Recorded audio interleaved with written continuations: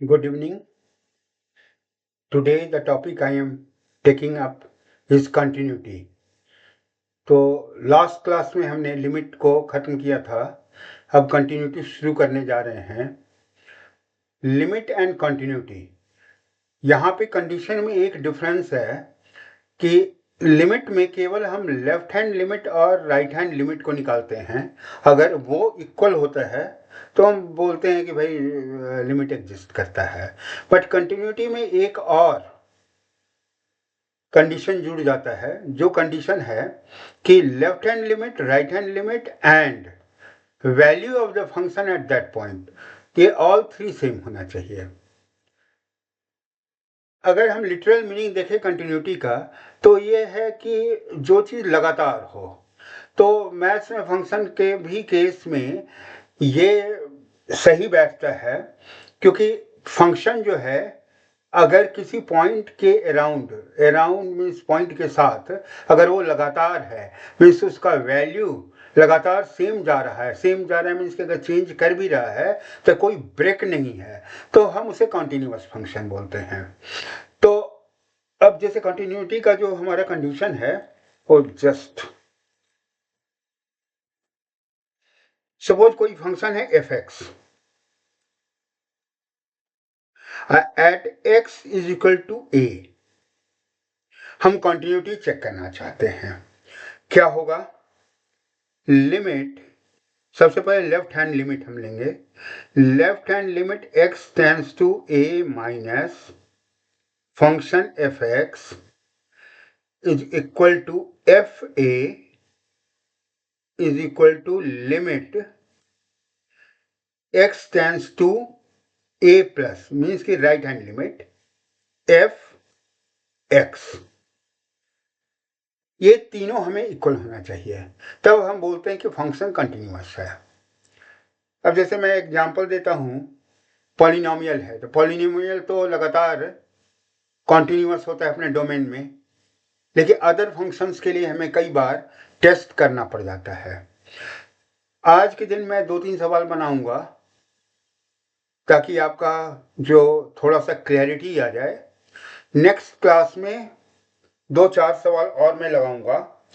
इसके साथ में आपसे ये भी मेरा रिक्वेस्ट रहेगा कि अगर किसी को कोई पर्टिकुलर प्रॉब्लम पूछना है तो वो भी कमेंट सेक्शन में जाकर के दे सकता है, एंड मैं नेक्स्ट क्लास में उसको भी मतलब प्रॉब्लम को बनाऊंगा।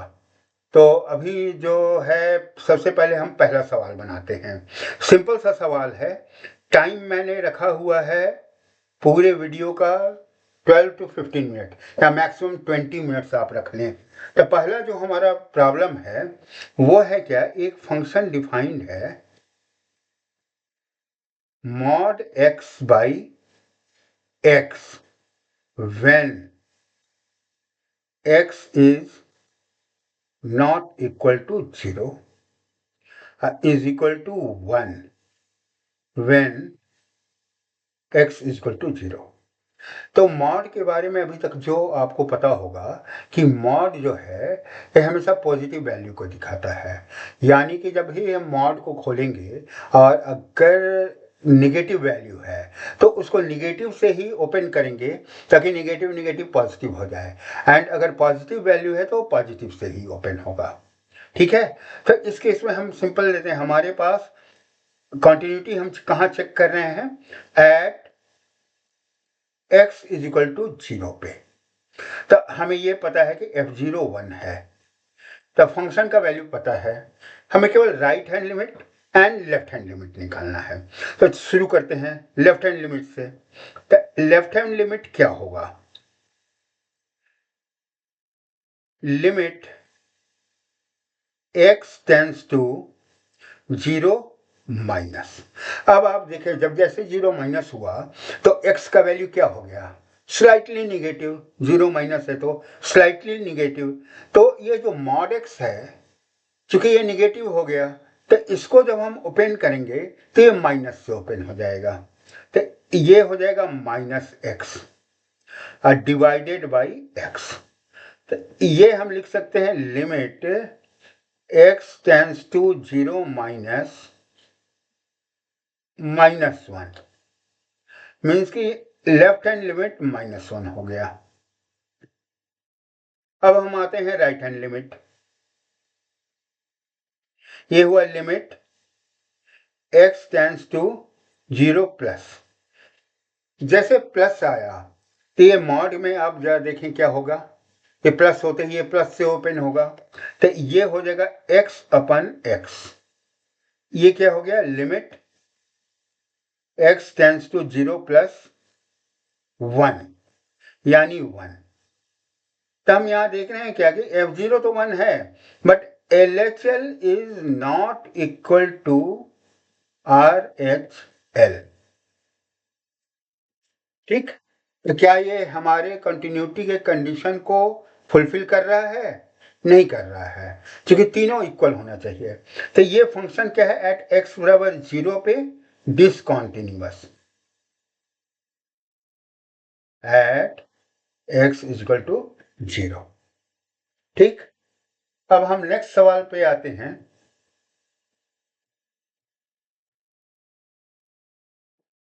Problem number 2। यहां फंक्शन कैसे डिफाइंड है जरा आप देखें। ये फंक्शन डिफाइंड है mod x minus 1 plus mod x minus 2। ठीक है, हमें कंटिन्यूटी चेक करना है। Continuity at points x is equal to 1 and x is equal to 2 is to be checked। सबसे पहले हम फंक्शन में हमारे पास क्रिटिकल पॉइंट क्या क्या है, 1 एंड 2। फंक्शन का वैल्यू जब 1 से कम रहेगा, 1 से 2 के बीच में रहेगा और 2 से ऊपर रहेगा। क्योंकि आप देखें कि जो मॉड में है x माइनस 1 है तो एक जब 1 से कम रहेगा तो कैसे सारे मतलब मॉड ओपन होंगे, फिर 1 से 2 के बीच में रहेगा तो, एंड देन 2 से ऊपर रहेगा तो अब हम आते हैं फंक्शन का fx। यहां पे हमने लिया कि when x is, ठीक है, लेस देन 1। ठीक, अब लेस देन 1 पे क्या होगा, आप देखिए जैसे आप फंक्शन का वैल्यू 1 से कम लेंगे तो ये तो निगेटिव रहेगा और ये भी क्या रहेगा आपका, निगेटिव रहेगा। तो ये दोनों जो मॉड हैं वो निगेटिव से ओपन होंगे। इसका मतलब क्या हुआ, -x minus 1 plus minus times, चूंकि ये माइनस से ओपन हो रहा है, x माइनस 2। क्या हो गया इसका मतलब, -x प्लस 1, यहां देखिए फिर -x प्लस 2। तो ये हो जाएगा -x 2x और प्लस 2 प्लस 1 प्लस 3। तो जब x का वैल्यू 1 से कम रहा तो फंक्शन का वैल्यू क्या हो जाता है, -2x प्लस 3। अब आ जाएं, जब फंक्शन का वैल्यू 1 इज इक्वल टू और less than x is less than 2, I fx क्या होता है यहां पे, क्योंकि 1 एंड 2 के बीच में है तो जैसे 1 से बड़ा हुआ तो ये तो अब पॉजिटिव हो गया, पॉजिटिव हो गया तो ये पॉजिटिव से खुलेगा, लेकिन ये स्टिल नेगेटिव है तो ये नेगेटिव से ओपन होगा। पुट करते हैं वैल्यू, ये x माइनस 1 हुआ, अब plus minus times x minus 2, तो ये हो गया x minus 1 minus x minus minus plus 2। तो ये कैंसिल हुआ, ये आ गया आपका 1। मीन्स कि फंक्शन का value x is equal to 1 पे 1 ही है, और ये बल्कि केवल x इज इक्वल टू 1 पे ही नहीं, पूरे इस इंटरवल में 1 से 2 के बीच में, 2 हालांकि 2 लेस देन है x के, ये 1 है। और तीसरा जब हम ओपन करते हैं जब x is greater than equal to 2 है। ठीक, अब देखें जब 2 से बड़ा हुआ दोनों पॉजिटिव ओपन होगा, तो ये सिंपली हुआ x minus 1 plus x minus 2, तो ये हो जाएगा कितना, x x 2x माइनस 2 और माइनस 1 माइनस 3। ठीक, कोई इशू नहीं। अगला हम आते हैं, पहले टेस्ट करते हैं एट x इक्वल टू 1। ठीक है, x इक्वल टू 1 पे आप एक दिन ये देखें कि ये जरा इंटरवल को जस्ट आप एग्जामिन करें। ठीक है, आप fx का वैल्यू 1 है एंड राइट हैंड लिमिट भी 1 है, हमें केवल यहाँ पे लेफ्ट हैंड लिमिट को निकालने की जरूरत है। ठीक है, तो लेफ्ट हैंड लिमिट हमारा कैसे निकलेगा, L H L is equal to limit x tends to 1 minus 1 minus आते ही ये देख लें, ये कंडीशन हमें ये इक्वेशन देता है माइनस 2x प्लस 3, तो ये यहाँ आ गया माइनस 2x प्लस 3। अब वैल्यू आप रख दें, वैल्यू रखेंगे तो क्या आया, माइनस 2 प्लस 3, ये आ गया 1। ठीक है, एंड fx का वैल्यू भी क्या आया, एंड राइट हैंड लिमिट 1, तो इसका मतलब लिमिट भी 1 है, RHL भी 1 है, मीन्स कि ये फंक्शन कॉन्टिन्यूअस है at x is equal to 1। ठीक है, अब हम टेस्ट करते हैं x इक्वल टू 2 पे। तो x इक्वल टू 2 के लिए आप ये ध्यान दें कि हमें 2 से लेस के लिए ये इक्वेशन है और 2 से बड़े के लिए ये इक्वेशन है, तो इन्हीं दोनों इक्वेशन की जरूरत पड़ेगी। अब आप इसमें देखें एट x इक्वल टू 2 हमारे पास क्या क्या है, f मतलब लेफ्ट हैंड f क्यों लिखते हैं, left hand limit, left hand limit हमारा क्या है, माइनस माने जस्ट 2 से नीचे 2 माइनस, तो ये 1 है। f2 भी हमारे पास क्या है, 1 है। अब हमें केवल राइट हैंड लिमिट निकालनी है और उससे हमें पता चल जाएगा कि फंक्शन कंटिन्यूअस है या डिसकंटिन्यूअस है। अब आइए राइट हैंड लिमिट, कितना होगा ये, limit x tends to 2 plus, और हमारा इक्वेशन बनता है 2x माइनस 3,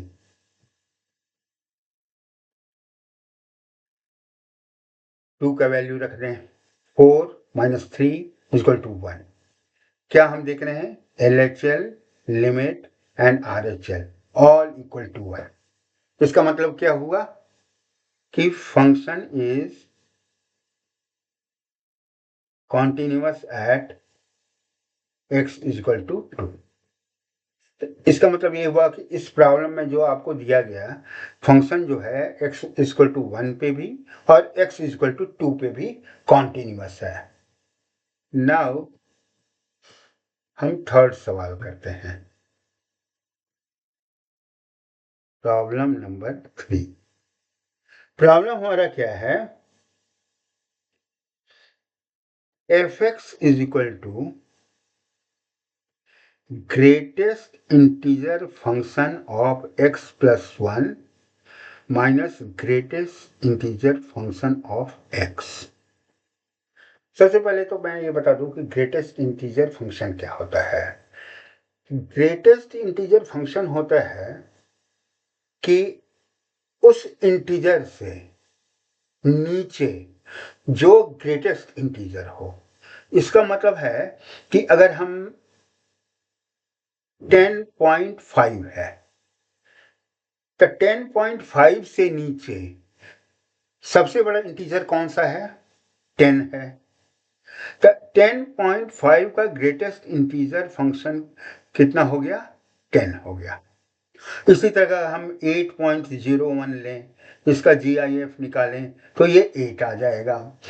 7.99 का भी आप निकालते हैं तो 7 आ जाएगा, 7.99 है, इसका आ जाएगा 7। तो ये है ग्रेटेस्ट इंटीजर फंक्शन का डेफिनेशन। अब आइए इसमें दो तरह के केस आएंगे। केस नंबर वन पहला है कि x is not an integer, means कि x is equal to some n plus h where n is an integer and h is a fraction। Click. अब ये हम फंक्शन को देखते हैं यहां पे। तो फंक्शन क्या है हमारा,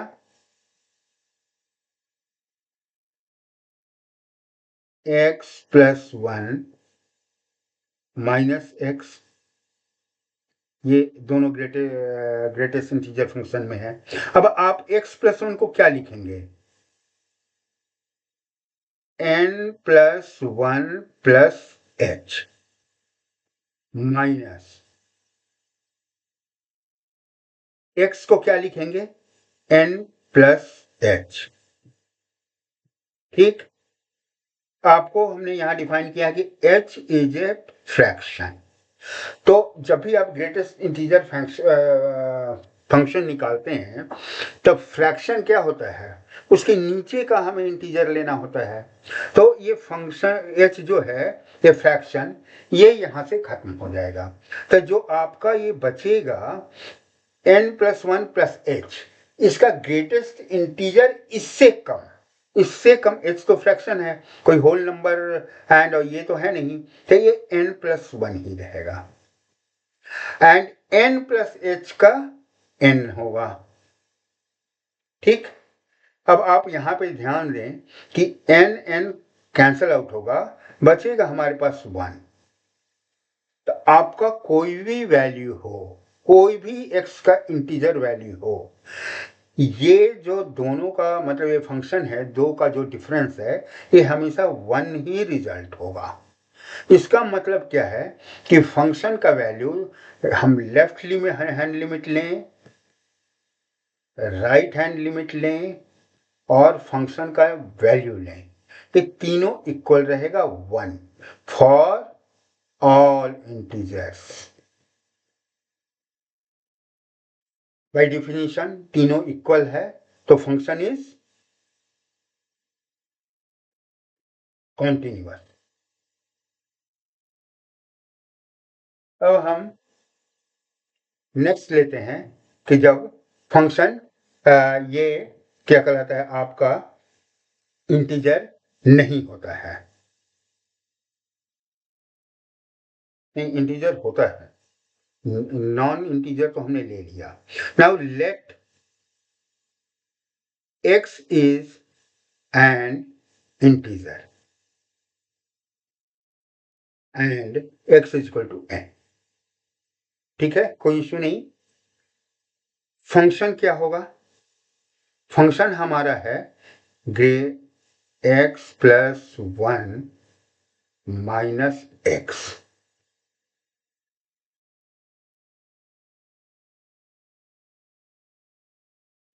x प्लस 1 माइनस एक्स। अब आप देखें कि x इंटीजर है, ठीक, तो x का वैल्यू हम n माने हैं, n इंटीजर, तो ये क्या हो जाएगा n प्लस 1 इसका GIF minus x is equal to n का GIF। आप जानते हैं कि n इंटीजर है, उसमें हम प्लस 1 जोड़ते हैं तो अनदर इंटीजर आता है। हाँ, उससे छोटा इंटीजर जो सबसे बड़ा हो, मीन्स की ग्रेटेस्ट, वो n प्लस 1 ही होगा। तो यहाँ पे ये n प्लस 1 हो गया और ये आपका n ही रह जाएगा। यहाँ भी n खत्म हो जाएगा, ये बचेगा आपका 1। ठीक है, तो यहाँ भी हम देखते हैं कि LHL RHL एंड लिमिट सबका वैल्यू जो है इज इक्वल टू 1 और एनी इंटीजर। तो इसका मतलब क्या है, दिस इज कॉन्टिन्यूअस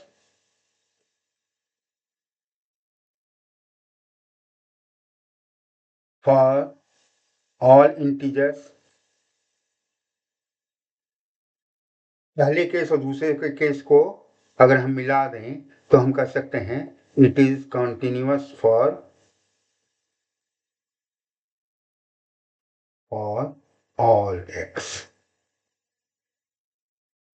तो फ्रेंड्स, आज इतना ही। अगले क्लास में मैं कंटिन्यूटी के कुछ और अच्छे सवाल लेकर के आऊँगा।